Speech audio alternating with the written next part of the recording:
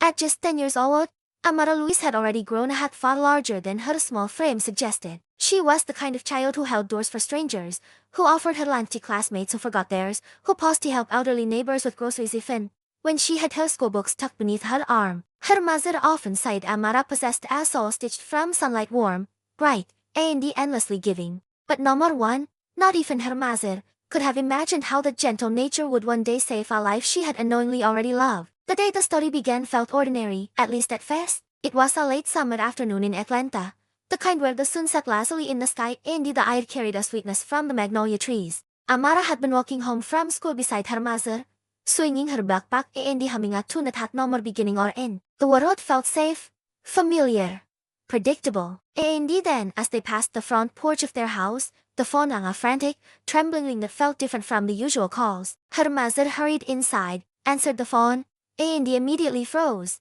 Amara watched her mother's face shift from curiosity to worry, then to something even heavier, a quiet kind of fear. Within moments, her mother rushed Amara toward the car, speaking both too fast and too softly for her to fully understand. Amara didn't know what had happened, only that someone in the family was in trouble and needed help. She sat quietly in the backseat, hugging her backpack as they drove toward Grayson Memorial Hospital. In the emergency wing, nurses were rushing, doctors were moving with severe urgency, and the atmosphere crackled with tension. Amara had never seen so many adults look so overwhelmed at once. Her mother squeezed her hand and explained gently that a very sick patient desperately needed a blood donor with a rare blood type O negative, the universal donor, but even rarer among certain demographics. The hospital had put out an urgent community request. It was a matter of life or death. And Amara, by pure coincidence or perhaps fate, shared that exact blood type.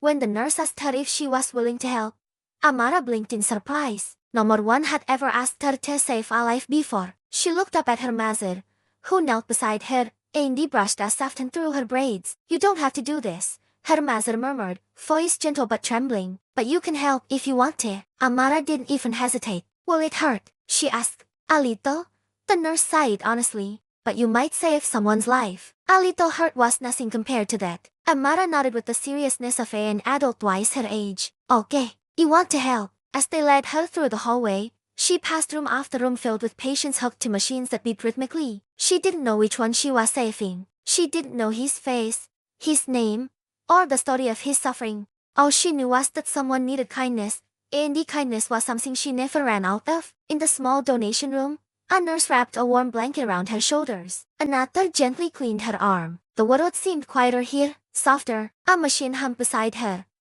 ready to collect what she freely offered. The nurse explained every step, making sure she wasn't scared. And though Amara's heart beat fast with nerves, her eyes remained clear, determined. She wasn't afraid to help. She wasn't afraid to give. As the needle slipped into her arm, she winced but she didn't pull away. She thought about the person somewhere in the hospital struggling to breathe, fighting for their life. She imagined them as someone's father, someone's friend, someone who deserved more time in the world. She didn't know she was imagining something very close to the truth. While her blood flowed steadily through the thin tube, the nurse told her she was brave, calling her a hero. Amara blushed, shaking her head. "Heroes wear capes," she whispered shyly. "You just have black." The nurse smiled. "Heroes are just people who help when they don't have to. That's you."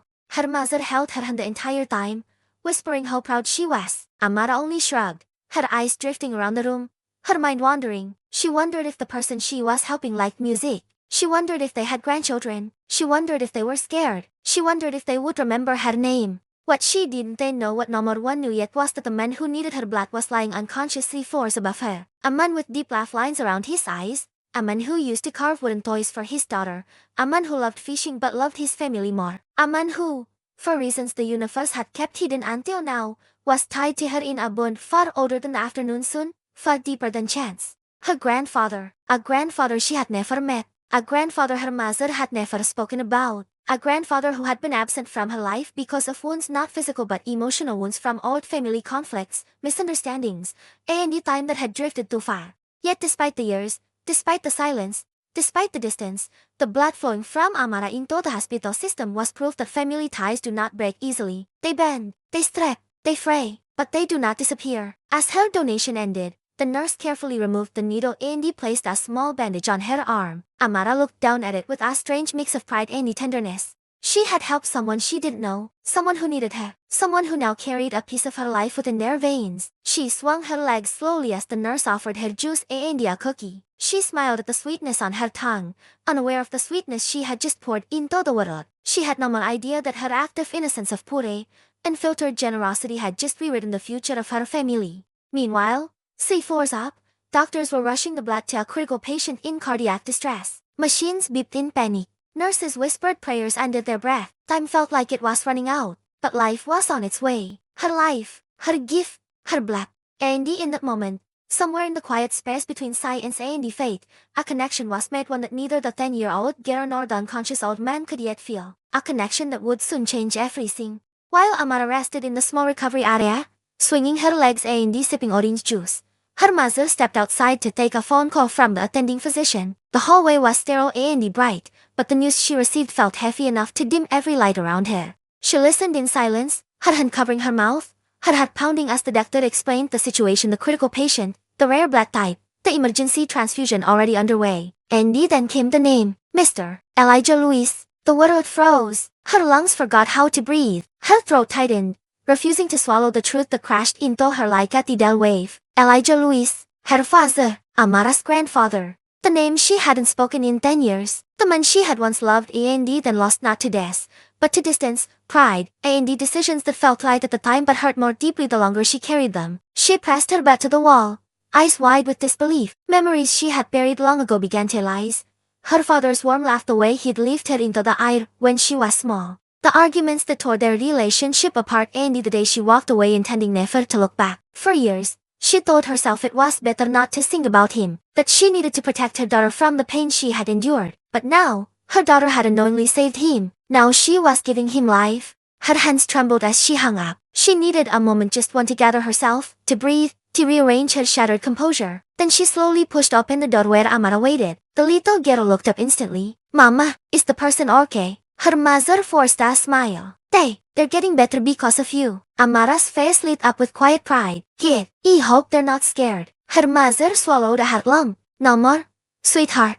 They're not alone." But she couldn't bring herself to tell Amara the truth, not yet. The shock was too heavy, too tangled, too raw. She needed time to understand how fate could be so unexpected and merciful at the same time. Meanwhile, upstairs in the ICU, nurses hurried around Elijah's bed. Monitors that had been screaming minutes before now slowly settled into steadier rhythms. His breathing, once shallow and erratic, evened out. Color returned to his cheeks, faint at first, then stronger, like dawn seeping into a dead horizon. The chief physician watched the monitors, shaking his head in relief. "I don't know who the donor was," he murmured to a nurse, "but they saved this man's life." Elijah's eyelids fluttered, though he didn't wake fully. His mind floated in a hazy space between consciousness and the oblivion. In that strange liminal space, he felt warm warmth spreading through him like a familiar embrace. He dreamed of a little girl laughing in a field, her tiny hands reaching for his, but the face of the child was blurry, slipping away whenever he tried to grasp it. He murmured something, but no more one was close enough to hear.